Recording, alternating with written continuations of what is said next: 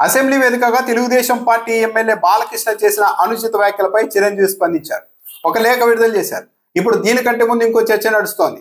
జగన్మోహన్ రెడ్డి చిరంజీవిని అవమానించకపోయినా సరే మా అన్నను అవమానించారు అంటూ అందరినీ రెచ్చగొట్టిన పవన్ కళ్యాణ్ ఇప్పుడు బాలకృష్ణ వ్యాఖ్యలపై ఏం సమాధానం చెప్తారు అని చాలా మంది ప్రశ్నిస్తూ ఉన్నారు. ఎందుకంటే అసెంబ్లీలో కామినేని శ్రీనివాస్ జగన్మోహన్ రెడ్డి వ్యక్తిత్వాన్ని టార్గెట్ చేసేలాగా, ఆయన వ్యక్తిత్వాన్ని కించపరిచేలాగా చిరంజీవికి ఒక ఎలివేషన్ ఇచ్చారు. చిరంజీవి గట్టిగా అరిస్తే అప్పుడు జగన్మోహన్ రెడ్డి సినీ ప్రముఖుల్ని కలవడానికి వచ్చారు ఆ రోజు అంటూ ఒక ఎలివేషన్ ఇచ్చారు.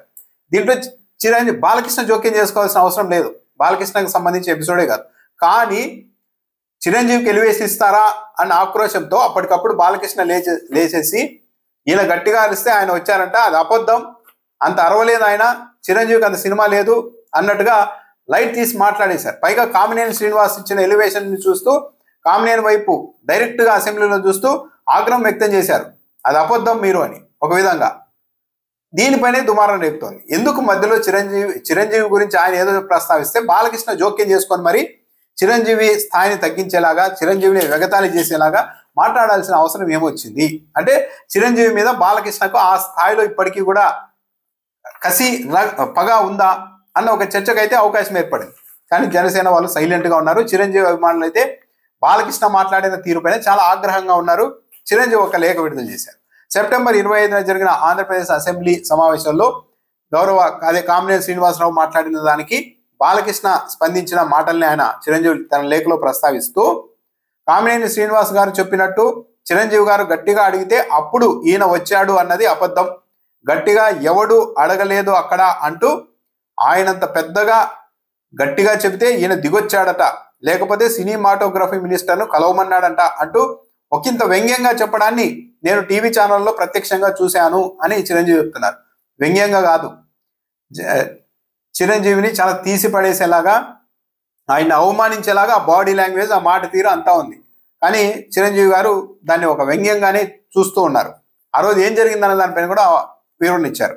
ఈ అంశంలో నా పేరు ప్రస్తావనకు వచ్చింది కనుక నేను ప్రజలకు వివరణ ఇవ్వదలుచుకున్నాను. రాష్ట్రంలో వైఎస్ జగన్మోహన్ రెడ్డి గారు ప్రభుత్వం ఉన్నప్పుడు తెలుగు సినీ పరిశ్రమకు చెందిన కొందరు నిర్మాతలు, దర్శకులు, ఫిలిం ఛాంబర్ ప్రతినిధులు నా వద్దకు వచ్చి సినీ నిర్మాణ వ్యయం పెరుగుతున్న దృష్ట్యా సినిమా టికెట్ల ధరల పెంపు గురించి రాష్ట్ర ప్రభుత్వంతో మాట్లాడితే బాగుంటుందని, అందుకు నన్ను చొరవ తీసుకోవాలని కోరారు. అప్పుడు నన్ను కలిసిన వారిలో రాజమౌళి, కొరటాల శివ, త్రివిక్రమ్ శ్రీనివాస్, మహేష్, ఎన్టీ రామారావు అంటే జూనియర్ ఎన్టీఆర్, డివివి దానయ్య, మైత్రి మూవీస్ వారు, ఇంకా 2-3 ప్రముఖులు ఉన్నారు. వారి సూచన మేరకు నేను అప్పటి రాష్ట్ర సినిమాటోగ్రఫీ మంత్రి శ్రీ పేర్ని నాని గారితో ఫోన్లో మాట్లాడాను. టికెట్ల ధరల విషయంలో మంత్రి గారితో మాట్లాడి చెబుతానని ఆయన నాతో చెప్పారు. మంత్రి గారు అంటే మరి ముఖ్యమంత్రి గారేమో అక్కడ పొరపాటున కొట్టినట్టున్నారు. ఆ తర్వాత ఒకరోజు మంత్రి గారు నాకు ఫోన్ చేసి, ముఖ్యమంత్రి గారు ముందు మీతో 1-to-1 కలుస్తానని చెప్పారు, లంచ్కు రావాలని చెప్పారంటూ డేట్ ఇచ్చారు. ముఖ్యమంత్రి గారి ఆహ్వానం మేరకు నేను ఆయన నివాసానికి వెళ్ళాను. నన్ను వారు సాదరంగా ఆహ్వానించారు. లంచ్ చేస్తున్న సమయంలో నేను సినీ పరిశ్రమ ఇబ్బందుల్ని వారికి వివరించాను, అంటే ముఖ్యమంత్రికి. ఇండస్ట్రీకి మీకు మధ్య గ్యాప్ ఉందని అందరూ అనుకుంటున్నారు, సమయం ఇస్తే అందరం కలిసి వస్తామని ఆయనకు తెలిపాను. కొన్ని రోజుల తర్వాత మంత్రి శ్రీ పేర్ని నాని గారు నాకు ఫోన్ చేసి కోవిడ్ 2వ దశ కొనసాగుతున్నందున 5 మాత్రమే వస్తే బాగుంటుందని చెప్పారు. నేను అప్పుడు 10 మంది వస్తామని చెప్తే సరేనని అన్నారు. అంటే కోవిడ్ ఉంది కాబట్టి ఒక 5 రండి అంటే, లేదు మేము 10 మంది వస్తామంటే వెంటనే అంగీకరించింది ప్రభుత్వం, మంత్రి అని కూడా చిరంజీవి గారు చెప్తున్నారు. డేట్ ఫిక్స్ చేశారు. అప్పుడు నేను బాలకృష్ణ గారిని ఫోన్ ద్వారా సంప్రదించడానికి ప్రయత్నించాను, ఆయన అందుబాటులోనికి రాలేదు. అంటే ఇక్కడ చిరంజీవికి బాలకృష్ణకు చాలా కాలంగా ఒక గ్యాప్ ఉంది. ఇంకా చెప్పాలంటే అప్పుడు 2014-19 మధ్య టీడీపీ అధికారంలో ఉన్నప్పుడు లేపాక్షి ఉత్సవాలకు చిరంజీవిని పిలుస్తారంటే ఒక స్టేచర్ ఉండాలి అని మాట్లాడారు. ఇంకా అప్పట్లో చాలా మాట్లాడారు. పవన్ కళ్యాణ్ సర్దుకుపోయారు, కానీ అలగా జనం అంటూ జనసేన వాళ్ళని ఉద్దేశించి రకరకాలుగా కూడా బాలకృష్ణ మాట్లాడారు. కానీ ఆ రోజు చిరంజీవి గారు ఫోన్లో ట్రై చేస్తే బాలకృష్ణ అందుబాటులోకి రాలేదంట. జమినీ కిరణ్ గారిని వెళ్ళి బాలకృష్ణ గారిని కలవమని చెప్పారు. జమినీ కిరణ్ పంపించారంట. ఆయన 3 సార్లు ప్రయత్నించినా బాలకృష్ణ గారిని కలవలేకపోయారు.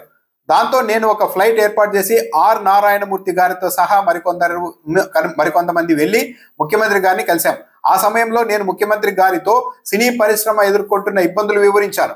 సినీ పరిశ్రమకు ప్రభుత్వ సహకారం అందించాలని కోరాను. అందుకు అక్కడున్న వారంతా సాక్ష్యమే. నేను ఆ రకమైన చొరవ తీసుకోవడం వల్లనే అప్పటి ప్రభుత్వం సినిమా టికెట్ల ధరల పెంపుకు అంగీకరించింది. ఆ నిర్ణయం సినీ పరిశ్రమకు ఎంతో మేలు చేసింది.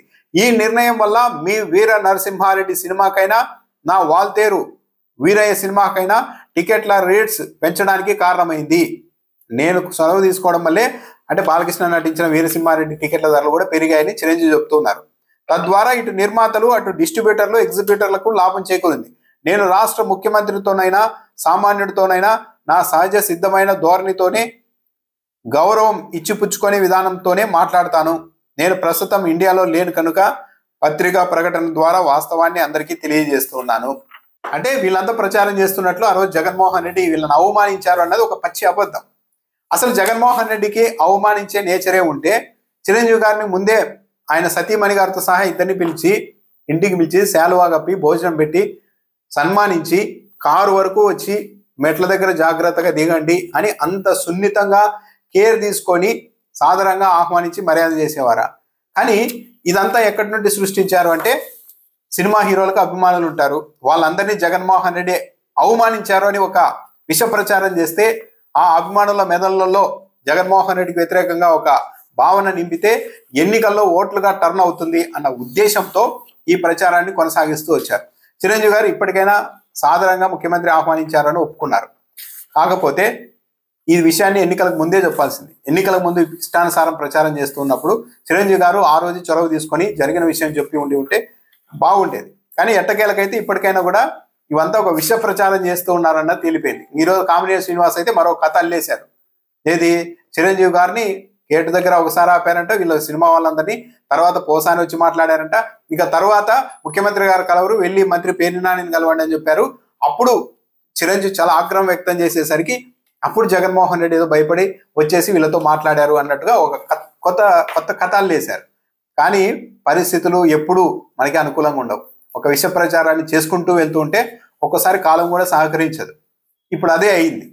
ఆయన అలా మాట్లాడడం, కామినేని వెంటనే బాలకృష్ణ చిరంజీవికి ఎలివేషన్ ఇవ్వడాన్ని అంగీకరించలేక ఆయన అలా మాట్లాడడం, ఇక ఎట్టకేలకు చిరంజీవి గారు కూడా ప్రకటన విడుదల చేసి సీఎం గారు ఆ రోజు చాలా సాధారణంగా ఆహ్వానించారు అని ఒప్పుకునే పరిస్థితి వచ్చింది.